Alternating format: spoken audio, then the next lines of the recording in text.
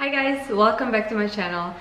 If you're new here, thank you so much for stopping by. My name is Jelena. I am a stay-at-home mom of 2 kids and I make cleaning motivation, organization, DIY, fitness videos, anything mommy and kid related, and also some recipe videos like I'm gonna make today.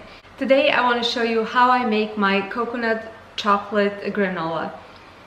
Recently I've purchased store-bought granola from Aldi and it was very delicious. It was something that I never tried before. It was totally different. It was specially selected, and when I went back to repurchase, they were out.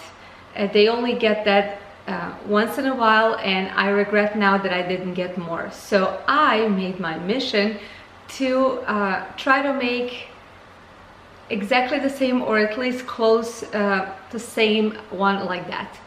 And I think I succeeded. And now I'm going to share that with you. This granola is absolutely perfect to eat it with milk, with yogurt, or just snack it on its own like I usually do. But before we start, I want to show you my new shirt that I got from my very dear friends. It says Blondie, and I cannot believe that I actually found something like this that represents me and my channel. I just want to say thank you so much. I love you guys.